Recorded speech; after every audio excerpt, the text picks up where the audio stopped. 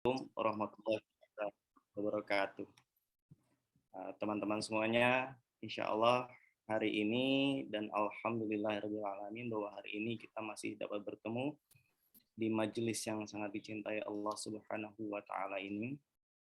Yang ini alhamdulillah kita sudah dibersamai oleh guru kita Ustadz Abu Basam Umar Mita dan teman-teman dari tim Samila Series yang siang ini akan membawakan tema menang melawan setan. Dan teman-teman nanti setelah Ustadz nanti memberikan tausiahnya, teman-teman dipersilakan untuk memberikan pertanyaan baik melalui chatting ataupun bisa langsung bertanya live kepada Ustadz. Dan untuk karena kita sudah belajar keutamaan ilmu, kami mohon pertanyaan-pertanyaan yang diajukan kepada Ustadz hanyalah yang berkaitan dengan kajian dan materi yang disampaikan Ustadz pada hari ini. Alhamdulillah kita semuanya masih diberikan kesehatan, keimanan kita dalam menjalankan ibadah-ibadah siam dan qiyam di dalam bulan Ramadan ini. Insya Allah masih perjuangan masih panjang kita untuk sampai nanti di akhir Ramadan dan untuk mencapai Ramadan berikutnya insya Allah. Untuk itu kami mengucapkan terima kasih kehadiran teman-teman Bapak Ibu sekalian dalam acara kajian online dan silaturahim siang ini. Semoga bermanfaat bagi diri kita, keluarga, dunia wal akhirat. Insya Allah demikian pembukaan dari saya. Kami sampaikan dan persilakan Ustadz Abu Basam Umar Mita untuk menyampaikan materi. Assalamualaikum warahmatullahi taala wabarakatuh.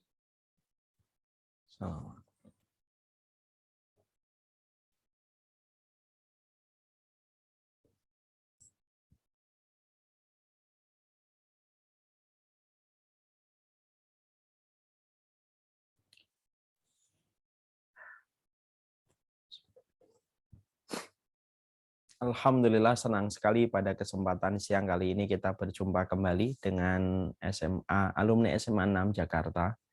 Senang sekali tetap bisa membersamahi dan melewati waktu bersama di dalam kebaikan dan ketaatan. Saya doakan khusus kepada setiap alumni pada komunitas ini selalu diberikan oleh Allah hati yang bersaudara, senantiasa dipersamakan bukan hanya di waktu muda tetapi dipersamakan di waktu tua, menyadari tujuan kehidupan untuk mempersiapkan pada perjalanan berikutnya, yaitu perjalanan kehidupan setelah kematian. Semoga teman-teman, sahabat-sahabat kami, kakak-kakak kami, dan keluarga kami di antara keramaian umat di SMA 6 selalu mendapatkan kekuatan di dalam perkumpulan dan setiap perjumpaan. Amin, insya Allah. Kita mulai kajian kita. Innal hamdalillah wassalatu wassalamu ala Rasulillah wa ala alihi wa sahbihi wa man tabi'ahum bi ihsan ila yaumil qiyamah. Kepada seluruh para santri dan para santriwati, kepada seluruh penempuh jalan keimanan, kepada seluruh keluarga di antara keramaian umat, para sholihin dan para sholihat, dimanapun kita berada. Kita memohon kepada Allah supaya kita diberikan kesehatan, kita memohon supaya kita diberikan keberkahan, dan yang tidak kalah pentingnya supaya di dalam perjalanan kita menuntut ilmu, kita diberikan hati yang merendah, hati yang tawadhu. Karena sesungguhnya ilmu dan kebenaran mereka memiliki sifat sebagaimana air, mengalir ke tempat yang tinggi dan mengalir ke tempat yang rendah dan tidak pernah mengalir ke tempat yang tinggi. Bukankah di tempat yang rendah menjadi tempat berkumpulnya air dari berbagai macam aliran dan mata airnya? Mereka berkumpul di tempat yang rendah. Air tidak pernah berkumpul di tempat yang tinggi. Maka sebagaimana itu pula analogi yang sederhana, hati yang merendah, hati yang tawadhu, hati yang merasa bodoh, hati yang merasa tidak tahu, maka itu merupakan syarat sah di dalam menerima setiap nasihat dan setiap petunjuk yang ada di dalam kitabullah dan sunnah. Siapapun di antara kita, hati kita yang membumi, jiwa kita yang tawadhu, maka itu merupakan tempat bagaimana berkumpulnya setiap nasihat kebaikan di dalam kehidupan kita untuk menjadi roda keselamatan pada kehidupan kelak kita di akhirat. Tidak ada artinya kita mendapatkan kesehatan kalau hati kita jumawa, jiwa kita meninggi, kita tidak akan pernah mendapatkan nasihat dan tidak akan pernah mendapatkan ilmu. Semoga kita selalu sadar bahwasanya syarat di dalam kita mengikuti ilmu tidak pernah lelah menjadikan hati kita membumi, jiwa kita tawaduk dalam setiap kehidupan kita. Makanya kita harus merenungkan apa yang dikatakan oleh Umar bin Khattab radhiyallahu anhu. Al-ilmu salah satu asbar. Ilmu itu memiliki 3 putaran. Faman takhalaha fi syibril awal, siapapun yang memasuki putaran yang pertama, takabbaro, maka dia menjadi sombong. Faman takhalaha fi syibrisani, siapapun yang memasuki putaran yang kedua, maka dia akan menjadi tawadhu'ah, dia menjadi merendah. Dan siapapun yang memasuki putaran yang ketiga di dalam ilmu, ya'lam annahu ma ya'lam, barulah dia sadar dia belum tahu apa-apa di dalam perjalanan hidupnya. Inilah yang menjadikan kita memohon kepada Allah, memelas, menghibah kepada Allah supaya kita diberikan hati yang tawadhu dan jiwa yang merendah. Alhamdulillah, tentunya senang sekali kita pada kesempatan hari ini kita berjumpa di Taman Ilmu. Kenikmatan yang mempertemukan kita pada majelis ilmu merupakan kenikmatan yang sewajibnya kita syukuri. Karena dengan ilmu, maka kita akan menjadikan yang bengkok menjadi lurus. Dengan ilmu, yang hitam menjadi putih. Dengan ilmu, yang gelap menjadi terang. Dan dengan ilmu pula, yang buntu menjadi terurai satu persatu dari apa yang tidak kita ketahui. Inilah pentingnya bagi kita memaknai bahwasanya ilmu merupakan sebuah kenikmatan yang besar, yang lebih besar daripada kenikmatan harta ataupun kenikmatan materi. Kebutuhan kita kepada ilmu lebih besar daripada kebutuhan makan dan minum. Seseorang itu mampu bertahan hidup hingga 10 hari dia tidak makan, ataupun dia tidak minum beberapa hari masih bisa bertahan hidup. Tapi manusia tidak ada yang bisa bertahan hidup tanpa oksigen yang dia hirup dalam 10 menitnya. Kedudukan ilmu sama dengan kehidupan kita menarik nafas di dalam oksigen yang kita hirup kepada paru-paru kita. Sepenting itulah kehidupan ilmu dalam kehidupan kita. Karena kalau kita tidak mengetahui ilmu, apa yang kita pilih salah, apa yang kita lihat salah, apa yang kita simpulkan salah, dan semuanya berantakan. Dan tentunya surga jauh dari panggung orang yang tidak memiliki ilmu. Makanya kita bersyukur sekali kalau kita pada kehidupan kita ini diberikan oleh Allah salah satu di antara amalan yang besar, amalan shortcut kita, yaitu adalah amalan duduk dan terikat cinta kepada taman-taman ilmu, supaya kita mendapatkan ilmu.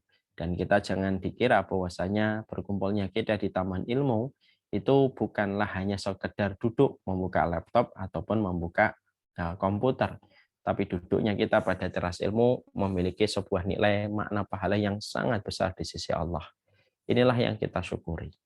Allah memberikan kenikmatan ilmu menjadi salah satu kenikmatan besar setelah perjalanan keislaman dan keimanan kita.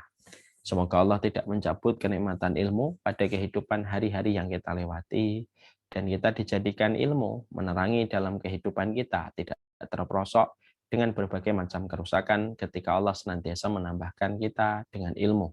Seiring Allah menuntun kehidupan kita menuju kepada arah yang lebih baik. Kepada Allah kita bersyukur dan kepadanya kita menggantungkan segala urusan kehidupan kita, dan semoga kita menjadi hamba yang bersyukur setiap waktu dan setiap saatnya. Alhamdulillah, setelah melewati perjalanan kita di dalam mempelajari muqaddimah dengan ilmu atau ta'aruf dengan ilmu, akhirnya kita sampai pada pembahasan kitab. Pembahasan kitab yang akan kita jadikan referensi setiap bulan secara berkala dalam perjalanan ilmu kita, yaitu adalah sebuah kitab yang layak untuk menjadi sebuah referensi, yaitu adalah kitab yang berjudul Menang Melawan Setan. Kitab ini ditulis oleh salah satu guru atau salah satu ustadz, yaitu bernama Ustadz Abu Umar Abdillah. Semoga Allah menjaga beliau, di mana kitab ini layak untuk menjadi sebuah referensi, layak untuk menjadi insight bagi kita dalam perjalanan kita mengarungi kehidupan ilmu.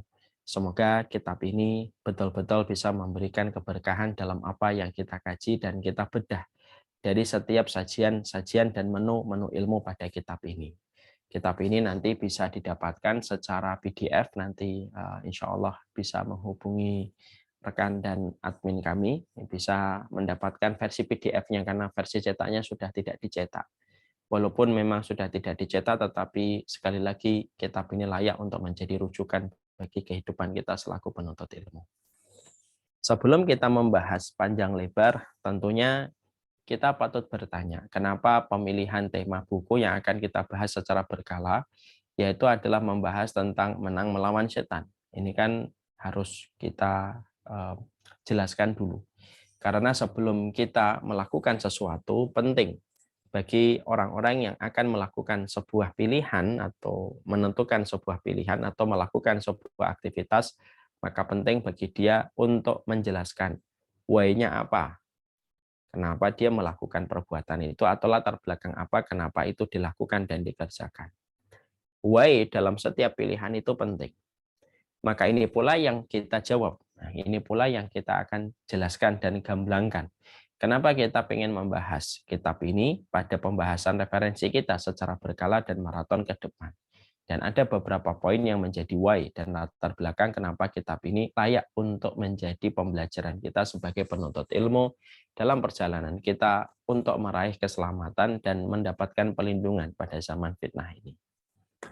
Ada beberapa poin yang menjadi alasan kita membahas kitab ini. Yang pertama, karena sesungguhnya kita memahami betul, tidak ada perseteruan abadi yang terjadi antara makhluk dengan makhluk kecuali perseteruan antara setan dengan manusia. Ini merupakan perseteruan dan ini merupakan pertempuran yang abadi sifatnya. Perseteruan yang terjadi semenjak Nabi Adam diciptakan dan semenjak iblis dan setan mengetahui bahwasanya Allah menciptakan Nabi Adam.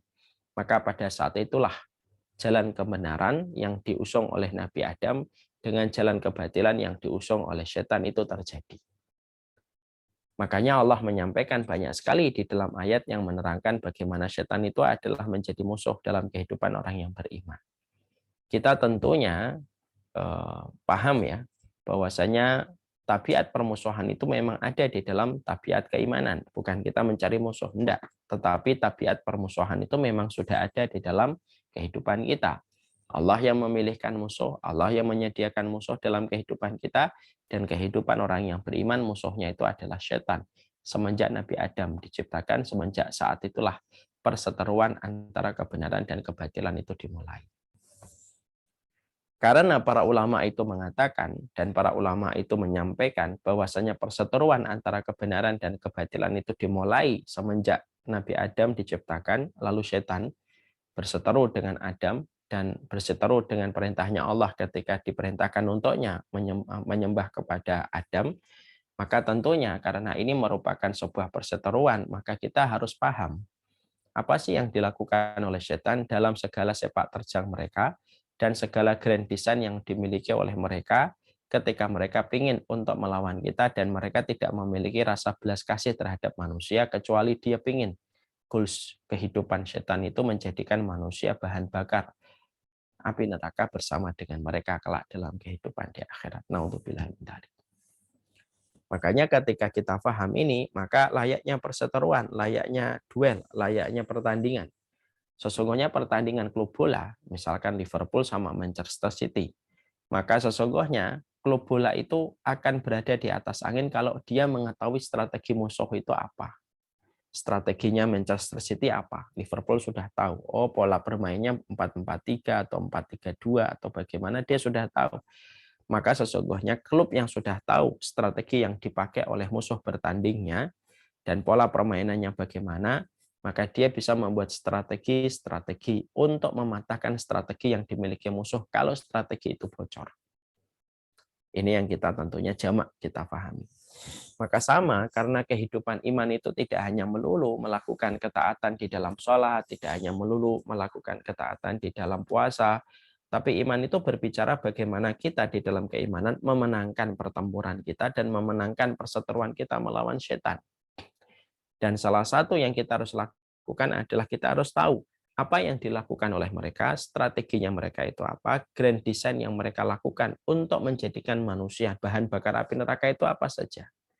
Dan Allah sebagai Rabb yang menguasai setiap kunci ilmu dalam kehidupan makhluknya, maka Allah itu dengan ilmu dan kasih sayangnya memberitahukan kepada kita di dalam Al-Quran, memberitahukan kita di dalam hadis yang disampaikan Nabi tentang apa yang dilakukan setan dan strategi apa saja yang dilakukan oleh mereka. Dan alangkah bodohnya kita kalau kita menghadapi setan, perseteruan ini nyata dan bukan sesuatu yang sifatnya fiktif dan direkayasa. Perseteruan ini memang ada dan Allah sudah menyampaikan berulang-ulang kali di dalam Al-Quran lalu kita diberitahu strateginya oleh Allah, dibocorkan strategi yang dimiliki oleh setan, kemudian kita tidak menggunakan ilmu kita untuk mempelajari setiap strategi itu, supaya kita tidak terperosok kepada setiap lubang jebakan yang dibuat oleh setan. Karena setan itu memiliki banyak kelebihan yang tidak sama dengan manusia. Setan itu abadi, iblis itu abadi, kemudian setan itu umurnya panjang, setan itu mereka tidak pernah mengenal tidur, mereka tidak pernah mengenal istirahat. Mereka memiliki 1001 strategi yang terus dipakai oleh mereka terus di dalam memperdaya dan menggelincirkan manusia dari jalan kebenaran.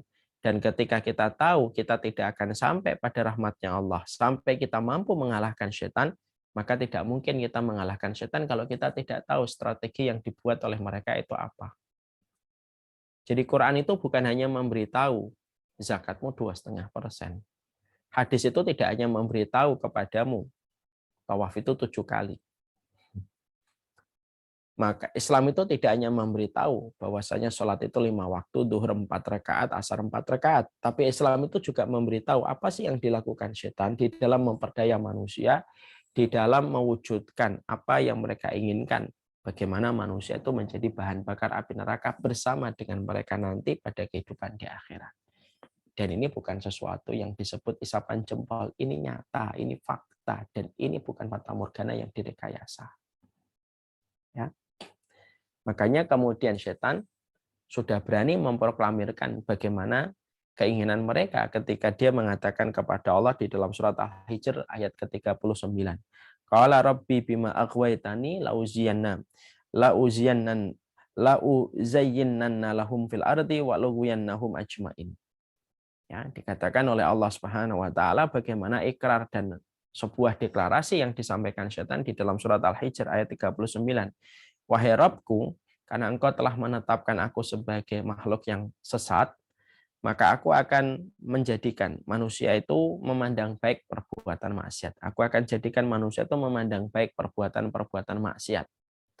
Dan sesungguhnya aku akan menyesatkan mereka semuanya sesuai dengan yang aku lakukan. Dan itu merupakan sebuah perjanjian yang telah disampaikan oleh setan di hadapan Allah, di hadapan iblis di hadapan Allah. Fabima aghwaytani.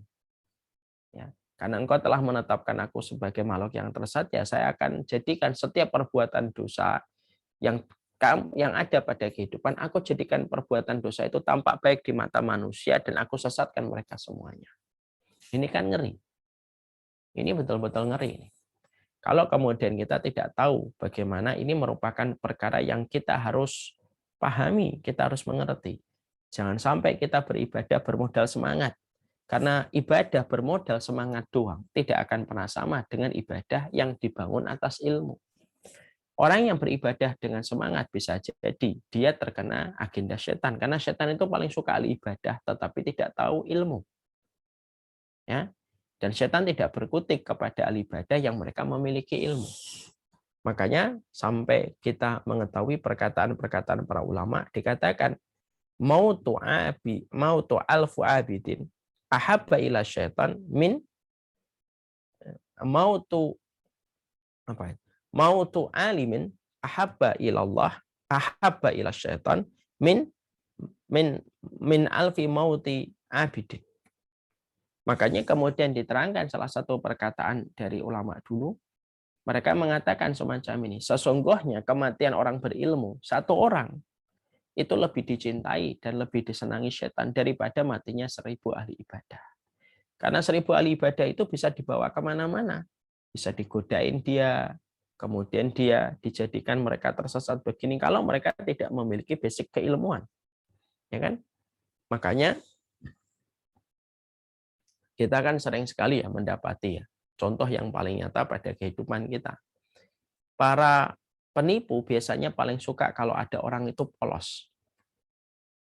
Ya, dia orangnya polos, gampangan, diberitahu juga gampangan. Biasanya penipu paling suka dengan tipe-tipe orang yang polos. Ketika ditelepon, diberitahu menang ini, menang itu, dia saking polosnya, dia senang, dia bergembira, suruh transfer ini, suruh transfer itu, maka dia akan berikan secara cuma-cuma tanpa dia menyadari di ujung telepon itu penipu. Kenapa? Kepolosan dia. Dan penipu biasanya akan tidak berkutik kalau dia dihadapan dengan orang yang mereka tahu tentang kondisi, keadaan, mereka orangnya selalu cek, recheck, double check. Maka biasanya penipu tidak berkutik kalau berhadapan dengan orang yang memiliki sensitif terhadap kondisi dan orangnya selalu cek dan dicek terhadap apa yang mereka peroleh dan berita apa yang sampai kepada mereka. Itu biasanya begitu. Maka sesungguhnya kalau kita beribadah hanya ibadah doang dengan semangat tetapi tidak ada basic ilmunya, maka itu sangat disukai oleh setan. Karena setan bisa memporak-porandakan pertahanan pikirannya kemana-mana. Sehingga dihiasilah berbagai macam perkara, lalu dia menganggap itu kebaikan, dihiasilah segala perkara dosa, lalu dianggapnya itu menjadi kebaikan. Dan rusaklah kehidupan seseorang ketika mereka tidak memiliki ilmu, salah satunya ilmu tentang seluruh strategi yang dimiliki oleh setan dan iblis di dalam menyesatkan manusia. Ya. Jadi jangan menjadi ahli ibadah yang polos, yang bermodal semangat. Ahli ibadah itu harus betul-betul berilmu. Jadi dia paham. Sehingga setiap setan dari kalangan jin memberikan narasi, memberikan bisikan, memberikan persepsi, maka semuanya mampu ditepis ketika kita memiliki ilmu. Sebagaimana orang yang tidak polos ketika akan ditipu, maka dia mampu menampik satu persatu tipuan yang ditujukan dan diarahkan kepadanya. Nah, ini yang kita harus pahami. Ya. Dan setan itu merupakan makhluk yang tidak pernah beristirahat. Dan pengalaman mereka luar biasa banyak. Mereka hidup bersama dengan manusia ratusan tahun. Manusia hanya hidup 50, 60, 70. Setan itu bisa bertahan hingga ratusan tahun.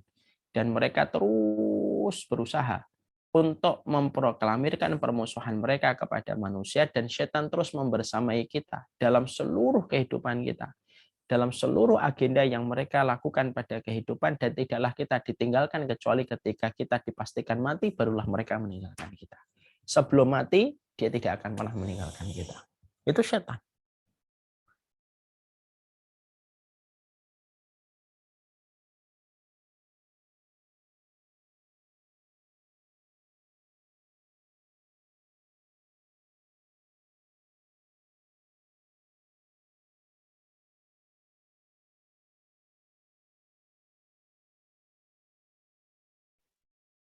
Ustadz, Terus ya.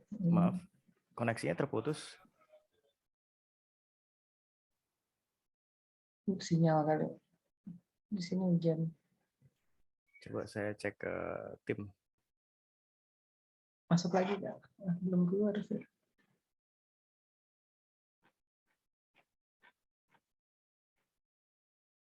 Ini ada.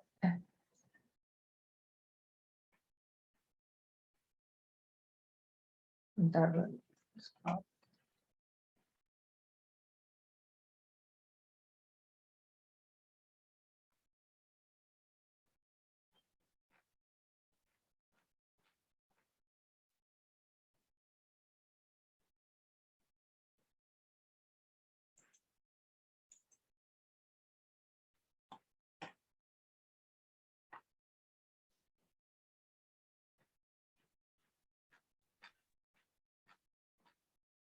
Di post dulu mungkin gitu. Oh iya.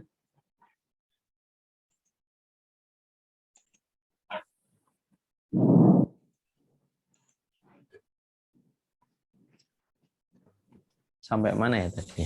Lupa saya. Jadi inilah yang menjadikan kita akhirnya memahami betul. Ya, why-nya kita, kenapa kita ingin untuk melapisi selapis demi lapis ilmu yang kita pelajari secara berkala itu adalah menang melawan setan. Karena poin yang pertama, karena kita mengetahui bahwasanya permusuhan setan kepada kehidupan manusia itu bukan permusuhan isapan jempol. Dan mereka tidak pernah menaruh belas kasih kepada manusia, kecuali bagaimana manusia itu bisa menemani mereka menjadi bahan bakar neraka. Bahkan bukan hanya menggoda kita ketika kita masih sehat, bukan hanya menggoda kita dan menyesatkan kita dengan berbagai macam narasi yang kadang-kadang membuat kita bingung bagaimana menentukan pilihan. Bahkan di saat-saat kritis ketika manusia akan meninggal dunia, maka setan pun datang. Bahkan pada saat itu, dia bertempur habis-habisan dalam tanda kutip untuk menyesatkan manusia ketika sedang melewati beratnya sakaratul maut. Itulah mengerikannya permusuhannya setan kepada manusia. Permusuhan. yang dia tidak pernah mengenal kelelahan dan tidak pernah mengenal keletihan, permusuhan di mana dia mengambil keuntungan dari kita semuanya, permusuhan yang tidak sama sekali menaruh belas kasihan. Dia tidak pernah memiliki belas kasihan. Sampai kita mau mati pun masih digodain bagaimana manusia keluar dari agama Allah. Pernah mendengar kisah nyata bagaimana Imam Ahmad ketika akan meninggal dunia? Imam Ahmad ketika akan meninggal dunia, maka Imam Ahmad itu berkata secara tiba-tiba, pergilah kamu, pergilah kamu. Dengan begitu keras, sampai putranya, kalau tidak salah putranya bernama Abdullah, ketika mendapati bapaknya berteriak dengan mengatakan, idhab, idhab, pergi kamu, pergi kamu. Maka anaknya bingung. Siapa yang diusir oleh bapakku? Sayakah atau siapa? Maka anaknya bertanya, apakah engkau mengusir saya, bapakku? Bukan, nak. Gitu, dalam kondisi sudah lemah sekali. Bukan. Lalu siapa yang kau usir? Yang aku usir adalah dua setan yang datang kepadaku dari sebelah kanan dan sebelah kiri. Setan sebelah kanan mengatakan, masuklah kamu kepada agama Yahudi. Setan dari sebelah kiri mengajakku supaya aku masuk kepada agama Nasara. Maka aku berkata, pergilah kamu, aku usir setan. Maka disinilah kita menangkap korelasi. Kenapa orang yang akan meninggal dunia harus ditemani, harus ditalkin dengan ucapan la ilaha illallah.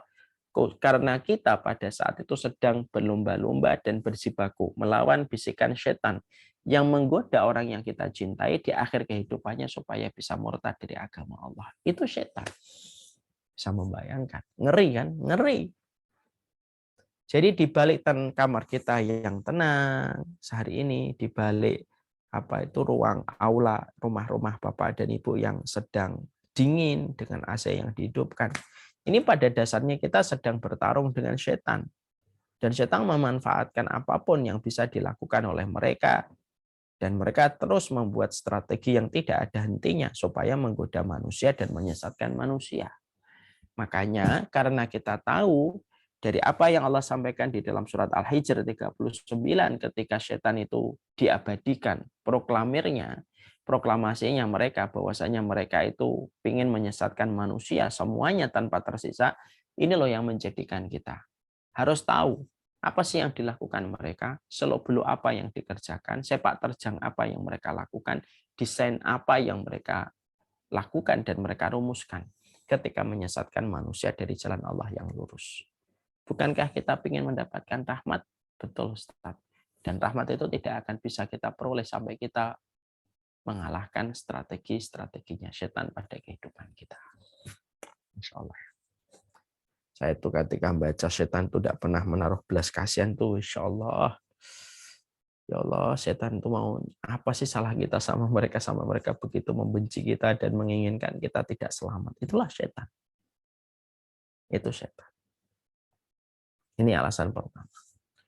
Alasan yang kedua, jangan dikira bahwasanya setan itu tidak memiliki strategi. Setan itu merupakan makhluk yang dia menjadi keturunan dari iblis. Karena iblis itu fa'innaka minal mundharin. Iblis itu tertahan sampai nanti hari kiamat. Tapi iblis itu memiliki bala tentara dari kalangan setan. Dan sesungguhnya yang dinamakan iblis dan setan itu mereka terstruktur, mereka memiliki sebuah perkumpulan ya. Artinya memiliki sebuah wilayah dan wilayahnya setan itu di atas air. Wa kana asyu 'alal ma'. Dan sesungguhnya mereka itu betul-betul profesional di dalam melaksanakan semua tugas-tugas mereka untuk menyesatkan manusia. Apakah kita pernah mendengar sebuah hadis? Saya yakin kita semuanya pernah mendengar sebuah hadis yang dikatakan oleh Rasulullah Shallallahu Alaihi Wasallam bahwasanya setiap anak manusia, setiap setan itu bahwasanya dikatakan wa kana syaitan arsyu 'alal ma' wa yab'asu sarayahu fi kulli sabahin. Setan itu membangun kerajaannya di atas air. Makanya kalau ada kejadian-kejadian aneh di air, maka bisa kita relate dengan hadis Nabi dalam riwayat Muslim, memang setan itu membangun kerajaannya di atas air. Cuma kita tidak tahu di wilayah yang mana. Tapi memang kerajaannya di atas air. Kata Nabi Shallallahu Alaihi Wasallam, maka setan itu setiap paginya mereka mengadakan apel pagi. Dikomandoi oleh iblis kan.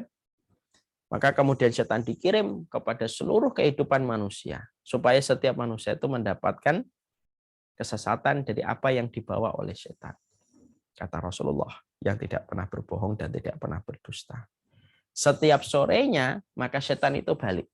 Setiap sorenya setan itu balik melaporkan apa saja yang telah mereka lakukan ketika menyesatkan manusia. Satu persatu setan itu balik kalau sore. Masya Allah ya. Sedetail ini dan seprofesional ini dan serapi ini. Seluruh pola dan irama setan ketika memiliki kehidupan. Sore harinya mereka datang kembali ke tempat mereka berkumpul dan melaporkan satu persatu apa yang telah mereka lakukan ketika menyesatkan manusia. Setan satu memberikan laporan, iblis tidak bereaksi. Setan dua memberikan laporan, iblis tidak bereaksi. Sampai ada setan yang memberikan laporan kepada iblis. Inni taraktuhu hatta farraqa zaujatahu. Saya tinggalkan fulan, tidaklah aku tinggalkan fulan, aku buat dia bertengkar hebat dengan istrinya sampai dia tinggalkan istrinya ketika dia mentalak dan menceraikan. Maka kemudian iblis ketika mendengarkan laporan setan ini, maka langsung iblis memberikan sebuah respon sangat positif.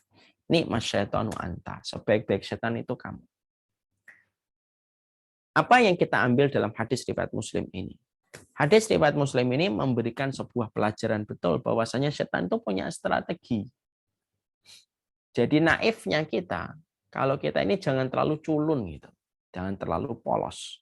Bahwasanya kita tidak perlu mengetahui strategi yang dimiliki oleh setan. Ya enggak bisa, mau main bola yang sifatnya remeh, yang tidak ada kaitannya dengan hubungan kehidupan di akhirat saja, maka kita sangat membutuhkan dan sangat tergantung dengan strategi sang pelatih. Berapa banyak klub bola mereka langsung naik ketika disentuh oleh pelatih yang tepat. Berapa banyak klub bola walaupun mereka bertabur bintang ngedrop pada titik nadir ketika pelatihnya tidak bisa mengendalikan klub yang dia latih. Itu baru main bola, apalagi dalam kehidupan menuju kepada surganya Allah. Memang kita harus menghadapi setan dan strateginya itu memang betul-betul nyata. Setan itu bukan makhluk bodoh yang tidak sekolah, ingusan, kemudian tidak pernah memakan bangku sekolahan. Enggak, setan itu makhluk yang mereka diberikan oleh Allah beberapa kelebihan. Mereka tidak pernah istirahat, mereka pintar, mereka tahu cara menggoda manusia, dan mereka memiliki kesabaran. Jadi setan itu memiliki sabar setan itu. Dan mereka memiliki strategi, dan strateginya itu bisa berubah-ubah sesuai dengan kondisi dan keadaan. Kondisinya bisa berubah-ubah. Ketika kondisi itu terjadi perubahan, maka strategi mereka pun menjadi berubah. Nah, kalau kita tidak pernah mempelajari secara ilmu, secara referensi-referensi yang kuat tentang bagaimana sepak terjangnya setan ketika mereka memiliki strategi yang mereka selalu berubah-ubah strategi mereka untuk betul-betul tidak pernah putus asa menyesatkan manusia. Nah, terus gimana kita nasibnya? Mereka itu rapi, disiplin, pagi ketemu iblis, sore ketemu lagi dengan iblis. Dan itu dilakukan tiap waktu tanpa mereka merasa letih dan bosan menggoda manusia dan menyesatkan manusia. Mari kita ambil sebuah kisah nyata, sebuah perkataan dari Sa'id bin Musayyib untuk menggambarkan bagaimana setan itu nyata memiliki strategi. Beliau, Sa'id bin Musayyib rahimahullah ta'ala, memiliki sebuah alasan. Setan itu ternyata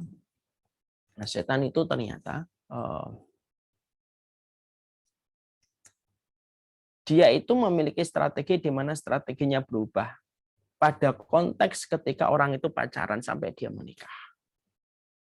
Ada laki-laki, perempuan senang, dibuatlah bunga-bunga bertebaran pada hatinya. Virus merah jambu nempel pada hati mereka. Senang.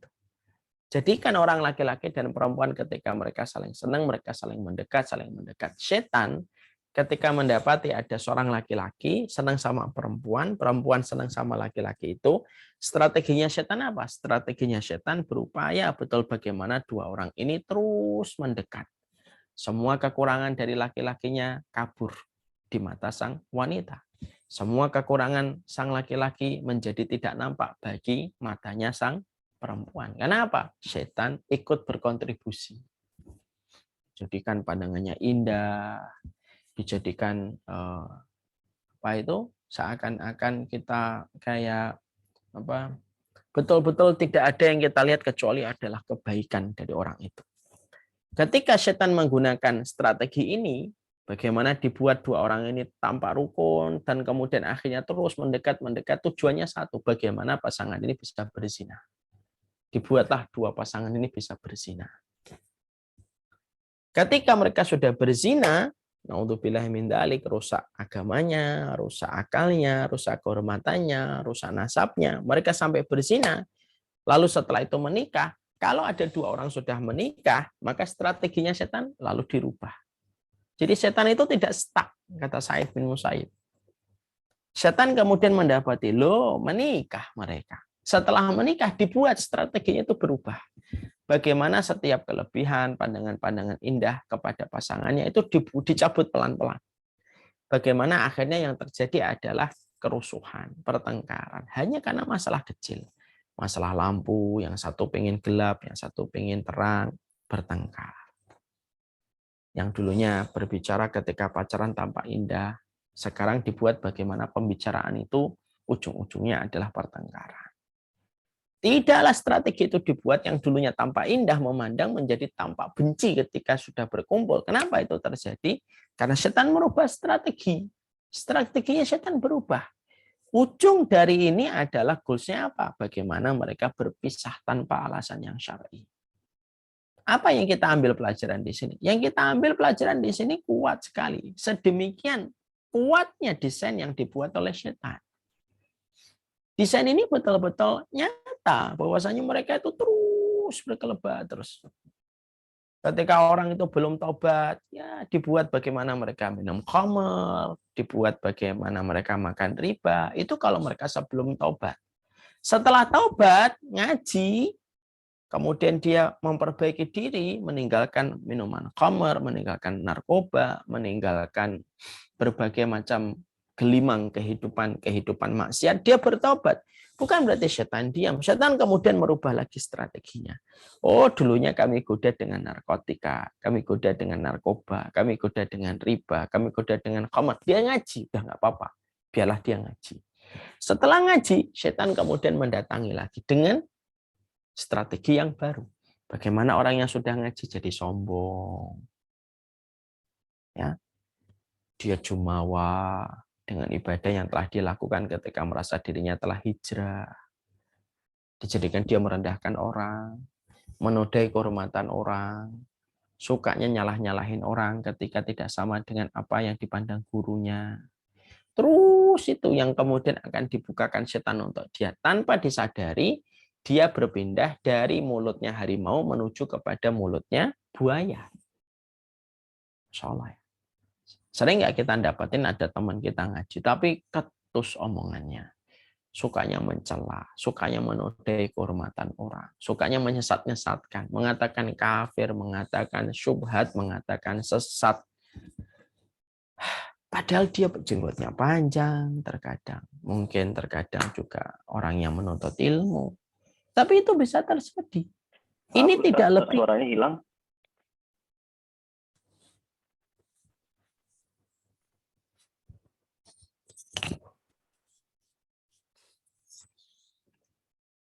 Sebentar. Anda?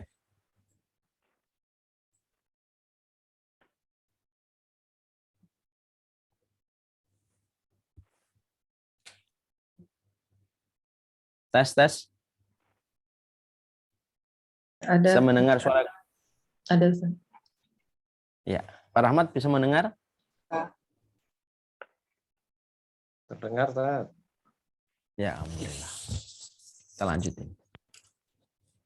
Jadi itulah yang menjadikan akhirnya kita paham. Setan merubah strategi. Jadi setan itu strateginya berubah. Orang ini meninggalkan riba, orang ini meninggalkan narkoba, orang ini meninggalkan narkotik. Lalu akhirnya dosa tidak melalui pintu-pintu itu lagi, diganti dengan pintu yang baru.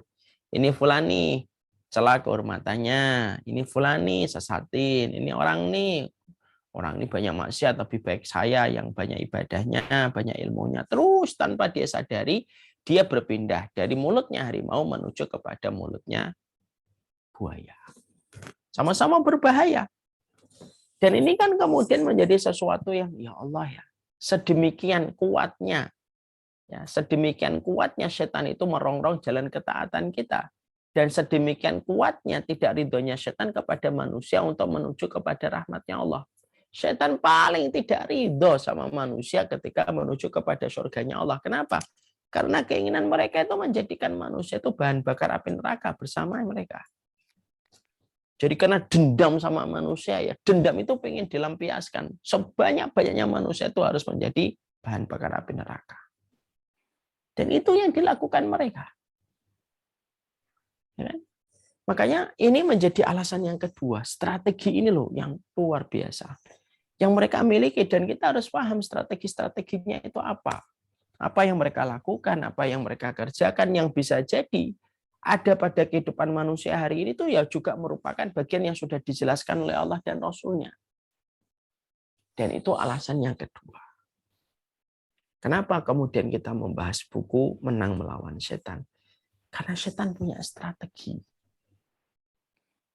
Setan itu betul-betul memiliki kerja dinamis, disiplin, tidak pernah mereka merasa kelelahan, dan mereka memiliki kesabaran tingkat maksimal untuk menjerumuskan manusia menjadi bahan bakar api neraka. Itu yang kedua.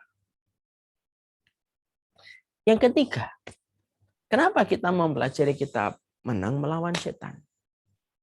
Yang ketiga, kenapa kita mempelajari kitab ini pada kehidupan kita? Karena sesungguhnya dengan kita mempelajari kitab ini, dengan kita nanti mengkaji satu persatu apa yang dilakukan oleh setan yang diterangkan oleh Allah dan Rasul-Nya, maka sesungguhnya ilmu yang akan menjadikan seseorang itu selamat. Ya, karena semua yang dibangun oleh setan itu kegelapan. Ilmu yang kita ambil ketika menerangkan tentang seluk-beluk mereka menjadikan mana itu lubang, mana itu lubang jurang dan mana itu jalan setapak akan kita ketahui dengan kita mempelajari kitab ini. Maka itulah yang menjadikan kita memiliki alasan why-nya. Kenapa sih kita harus mempelajari kitab ini, Ustaz? 3 ini. Karena kita hidup pada perseteruan abadi. Di mana setan itu membenci kita tanpa menaruh belas kasih sedikit pun kepada manusia. Itulah setan. Dan setan tidak pernah lelah dan tidak pernah lalai sama sekali untuk menjadikan manusia itu musuh. Kita saja yang justru lalai, tidak pernah menempatkan setan menjadi musuh. Kita terus ngikutin apa yang dibisikkan mereka. Kita terus membiarkan setan mengobrak-ngabrik pikiran kita, mengobrak-ngabrik pikiran orang-orang yang kita cintai ketika kita tidak paham apa yang dilakukan oleh mereka. Setan itu memiliki strategi dan strategi itu berubah-ubah. Dan kita harus paham strategi itu. Supaya ketika strategi itu kita pahami, mau mereka merubah apapun, intinya tetap sama. Ini yang menggerakkan adalah setan ketika kita paham ilmunya. Dan yang ketiga, kenapa kita mempelajari kitab ini? Kita mempelajari kitab ini adalah karena ini merupakan sebuah titik terang dari gelapnya kehidupan ketika kita hidup pada zaman fitnah. Sudah pernah kita bahas zaman fitnah kan? Zaman fitnah itu zaman yang gelap gulita. Saking begitu gelap gulitanya bukan karena tidak ada pencahayaan, tapi sulitnya orang untuk mengenali kebenaran. Karena kebenaran itu disifati dengan cahaya. Ketika kebenaran digerus, dibuli, dilawan, maka kebenaran menjauh dan menyebabkan kehidupan manusia menjadi gelap. Ya, makanya kemudian tidak ada keselamatan bagi kita kecuali adalah berpegang dengan ilmu ketika kita mengetahui satu persatu. Apa sih yang dilakukan setan ketika menghadapi manusia? Ya. Makanya di sini kemudian kitabnya PDF ya. Nanti karena kita sudah minta izin kepada pihak penerbit, maka kitab ini dijual oleh beliau penerbitnya dalam bentuk PDF juga, bukan dalam bentuk fisik kertas. Maka di sini kita akan membahas tentang strategi setan secara rinci, bagaimana strategi setan ketika menggoda manusia, terus apa di sini apa yang disenangi oleh setan, bagaimana trik setan mencekal amal, dan semuanya di sini kemudian disampaikan. Dan spesialis setan itu apa saja? Ada setan yang menyebabkan keluarga pecah berantakan. Ada spesialis setan yang menggoda manusia supaya manusia itu berzina. Ada yang setan yang spesialisasinya dasi menjadi provokator. Itu semuanya ada di dalam pembahasan ini. Nah, itulah salah satu alasan kenapa kita di dalam kehidupan ilmu kita membahas tentang menang melawan setan. Insya Allah inilah pembahasan kita secara berkala. Pada kesempatan hari ini baru mukadimah. Setidaknya Bapak dan Ibu sudah memiliki insight dan pencerahan dari apa yang kita harus mengerti, bahwasanya setan itu memang menjadikan kita musuh. Dan sama sekali dia tidak pernah menaruh belas kasih kepada manusia. Nah, ini yang menjadikan kita mempelajari, why-nya kita mempelajari buku ini. Nah, ini yang dapat saya sampaikan dalam mukaddimah kitab hari ini. Nah, semoga Allah memberikan kepada kita kesadaran bahwasanya iman itu berjibaku dengan jalan syaitan. Kita akan teruskan nanti insya Allah pada pertemuan berikutnya kita mulai bahas pada pembahasan yang pertama. Karena hari ini waktu kita mepet, udah mau jam 2 dan kita kalau menjelaskan bab pertama tentunya khawatirnya waktu tidak cukup dan akhirnya menyebabkan nanti malah pemahaman kita menjadi tidak utuh. Kita cukupkan pembahasan mukaddimah pada kesempatan hari ini. Saya serahkan kembali ke Pak Rahmat. Baik Ustadz, Alhamdulillah, terima kasih Ustadz. Ustadz nanti untuk buku yang dalam bentuk PDF, apakah nanti kami boleh di-share melalui saya atau bagaimana Ustadz nanti? Boleh. Baik. Boleh Pak Rahmat nanti menghubungi admin kami yang kemarin sudah kerjasama dengan pihak penerbit, kalau nggak salah dijual berapa gitu per download satu PDF-nya. Saya kurang tahu harganya. Nanti Pak Rahmat menghubungi Mas Alfi biar menghubungi Mas Sigit yang kemarin kerjasama dengan pihak penerbitnya. Baik, terima kasih Ustadz. Kalau bisa semuanya, kalau ingin memiliki membeli aja supaya kita menghargai penulisnya. Jangan sampai nanti yang satu download udah satu saja yang beli, nanti yang lainnya saya share gitu. Jangan gitu, karena kita tetap menghargai penulisnya yaitu Ustadz Abu Umar Abdillah. Insyaallah Ustadz, terima kasih. Ustadz boleh masuk ke pertanyaan Ustadz? Boleh Bapak. Karena nanti ini kan waktunya juga sangat terbatas dan alhamdulillah bahwa dalam mukadimah kita menang melawan setan ini luar biasa memang. Sejak penciptaan Nabi Adam sampai nanti kita mendapatkan sakaratul maut itu setan masih terus aja berupaya menjerumuskan kita. Dan insya Allah nanti kita bisa belajar dari apa-apa yang nanti akan disampaikan dalam buku atau PDF nantinya itu, dan berdasarkan juga Quran, ayat-ayat dalam Quran yang telah menjelaskan semua strategi yang Allah telah jelaskan sebenarnya kalau setan itu begini begitu. Insya Allah. Ustadz, mohon izin untuk masuk pertanyaan yang pertama Ustadz dari kawan kita, Teddy. Assalamualaikum Ustadz, saya dengan Teddy pernah baca bahwa syaitan itu pada intinya takut dengan orang yang ikhlas. Pertanyaannya, bagaimana melatih atau menjadi ikhlas untuk melawan strategi syaitan? Ini sebenarnya pembahasan. Iya, ini sebenarnya pembahasan nanti di buku Bapak, di pertengahan lah. Nah, tapi karena sudah ditanyakan ya, pertama jawabannya sabar dulu. Yang kedua saya bocorkan spoilernya aja dulu sedikit. Melatih keikhlasan itu harus menghadirkan narasi yang betul-betul disepakati oleh akal dan hati kita. Saya contohnya, dalam upaya saya meraih keikhlasan itu, salah satu hal yang selalu saya pikir itu sebuah perenungan begini yang saya sering tulis. Kalaulah engkau tahu betapa cepatnya engkau dilupakan manusia, maka kamu tidak akan pernah mati-matian melakukan amalan karena manusia. Itu kan narasi, Pak. Tapi itu disepakati hati dan pikiran kita ngena dengan tulisan itu. Kita ini kalau beramal karena manusia, berapa lama sih manusia mengenang kita? Pak Rahmat meninggal dunia, saya meninggal dunia. Berapa lama orang akan terkenang dengan kita selaku manusia setelah kita meninggal dunia? Seminggu, 2 minggu, 3 minggu, mungkin kita masih mendoakan seminggu lah. Setelah itu, manusia akan sibuk pada aktivitas mereka masing-masing dengan seluruh problematika yang mereka jumpai. Yang paling setia mendoakan kita cuma 3. Pasangan hidup kita, orang tua kita kalau masih hidup, dan anak-anak kita. Sudah itu yang paling lama mendoakan kita. Selebihnya mereka akan sibuk dengan urusan mereka masing-masing. Kalau sudah sebesar ini, nanti kita akan dilupakan manusia, maka apa yang bisa kita harapkan ketika kita riak di dalam perbuatan kita dan tidak ikhlas? Narasi itu penting untuk menjadi sebuah pegangan. Dari hati yang berbolak-balik ketika menghadapi beratnya menjaga istiqomah di dalam niat. Kemudian yang kedua, yang ketiga, keempat, nah kita bahas nanti dalam pembahasan di tengah-tengah, insya Allah. Ya, terima kasih Ustaz. Mudah-mudahan Pak Akipedi bisa memahaminya, insya Allah nanti. Pertanyaan yang kedua Ustaz dari teman kami juga, Pak Arif Kusuma. Assalamualaikum warahmatullahi wabarakatuh. Ini sebenarnya ada pertanyaan titipan Ustaz dari kawan saya yang sedang dalam proses hijrah dari masa lalunya yang begitu kelam. Ini adalah quote dari message dari temannya Pak Arif.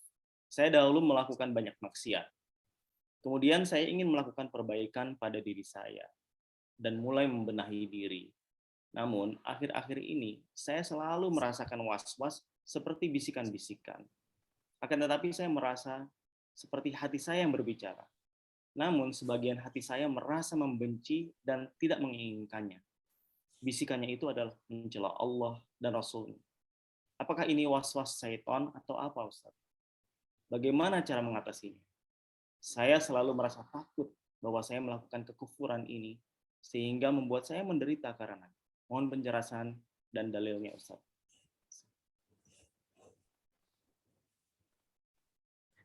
Salah satu di antara strateginya setan, nanti kita bahas di tengah-tengah, itu adalah bagaimana setiap manusia itu dipanjangkan logikanya untuk berpikir yang melampaui batas, yang tidak sesuai dengan kapasitas lagi oleh akalnya. Akhirnya, ya dia berpikir macam-macam. Kalau kita biarkan pikiran kita kemana-mana itu akan liar. Dan tidak ada yang menjadi penumpang gelapnya kecuali setan, Pak. Makanya ada hadis yang mengatakan gini, kalau orang sudah melampaui batas dalam pikirannya, nanti dia akan bertanya, man khalaqallah? Siapa yang menciptakan Allah kalau Allah menciptakan kita? Terus yang menciptakan Allah siapa? Rasulullah aja sudah menyampaikan bahwasanya ada di antara manusia itu yang mereka terbelit pikirannya sampai nanti mereka bisa mengatakan kalau Allah menciptakan kita, lalu siapa yang menciptakan Allah? Dan ini kalau terus ditelusuri dan tidak berusaha ditepis dengan mujahadah dan serius, maka bisa kemana-mana. Kalau Bapak pada kondisi menyadari bahwasanya itu bisikan ada dan berusaha untuk menepisnya, nah itu sudah luar biasa itu. Sembari kemudian kita menyibukkan terus di dalam ketaatan. Sudah sibuk aja dalam ketaatan. In lam tashtagil bitta'ah syaghalaka syaitan bil ma'asi. Kalau kamu tidak menyibukkan dirimu dalam ketaatan, maka syaitan akan menyibukkan kamu dalam seluruh perkara dosa. Salah satunya melamun, berangan-angan, berpikir panjang. Yang kita lakukan itu memaksa, betul. Supaya kemudian kita terus tersambung dengan seluruh aktivitas dan kegiatan-kegiatan baik. Terus kita paksakan dari satu kegiatan kepada kegiatan ini, pada kegiatan ini, pada kegiatan ini. Terus kita mendapatkan nasihat. Makanya kalau kita sering duduk dan hadir pada teras kehidupan ilmu, maka akan membawa kebaikan. Bisikan-bisikan itu akan menyingkir. Karena bisikan itu tergantung bagaimana komitmen kita ketika menyibukkan kita di dalam kebaikan dan ketaatan. Nah itu kurang lebihnya jawaban semacam itu. Wallahu a'lam bishawab. Terima kasih Ustadz. Ustadz mungkin satu lagi Ustadz, ada Ya, pertanyaan juga nih dari titipan kawan saya. Menurut Allah, dalam Ramadan ini syaitan dan iblis dibelenggu. Tapi masih ada maksiat Ustadz. Bagaimana caranya kita menghindari bisikan-bisikan maksiat itu, Ustaz? Terima kasih, Ustaz. Assalamualaikum warahmatullahi wabarakatuh. Nah, itulah bagaimana kita menyadari bahwasanya kita masih punya nafsu. Di bulan Ramadan inilah kita tahu kadar nafsu kita masing-masing. Ketika setan sudah dibelenggu, kok kita masih kuat dorongannya berbuat maksiat, berarti nafsumu yang sudah memang mendominasi. Yang kita khawatirkan itu adalah ketika nafsu mengkudeta hati kita, lalu mengontrol kehidupan kita. Itulah yang disampaikan oleh Allah dalam surat Al-Jasiyat.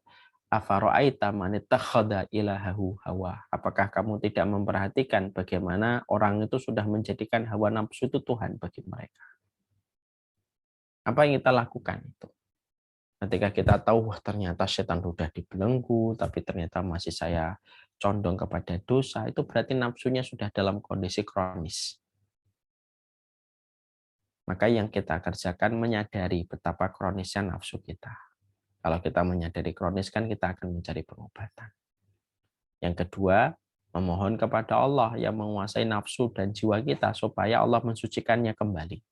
Allahumma ati nafsi taqwaha wa zakkiha anta khairu man zakkaha anta waliyuha maulaha. Ya Allah, engkaulah yang ya Allah, Allahumma ati nafsi, berikanlah kepadaku jiwaku, yaitu takwanya, kesuciannya. Engkaulah yang menggenggamnya dan engkaulah yang mengendalikan jiwa dan nafsuku itu. Berdoalah. Yang ketiga, asupan nafsu itu biasanya dari maksiat yang sering kita biarkan. Istighfar yang banyak. Jadi kalau ternyata tiba-tiba kita diberatkan lagi dalam ketaatan setelah kemarin bersemangat, coba istighfar. Istighfar yang banyak. Makanya dalam satu riwayat saya pernah membaca dalam satu hadis, Nabi kalau menghadapi rasa malas datang, maka yang dilakukan Nabi beristighfar terus-menerus. Sampai rasa malas itu hilang.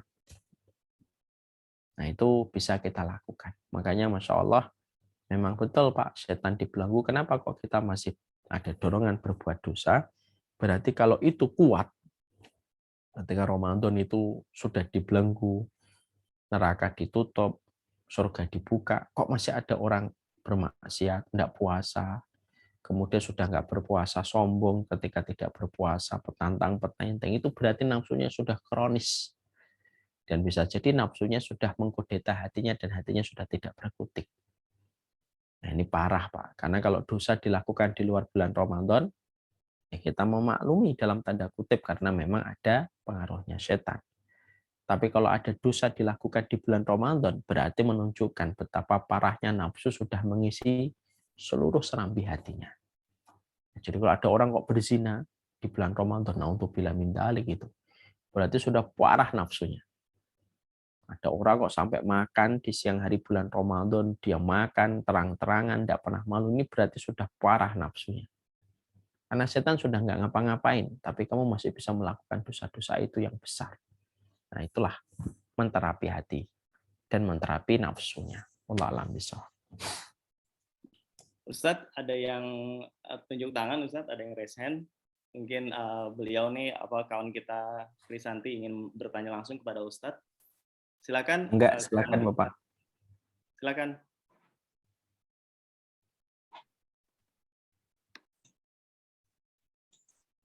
Alasan pencet. Kepencet ya, Krisanti? Oh, baik. Baik, teman-teman, Bapak dan Ibu, apakah masih ada pertanyaan yang akan disampaikan sehubungan dengan materi mukadimah menang melawan setan kepada Ustadz? Insya Allah ini baru mukadimah, dan untuk berkala nanti selanjutnya kita akan masuk ke materi. Apakah ada lagi, teman-teman? Baik, kalau tidak ada, kita akan akhiri kajian online dari Ustadz Abu Basam Umar kita bersama tim Samila Series-nya dalam kita nanti insya Allah terus membahas materi menang melawan syaitan.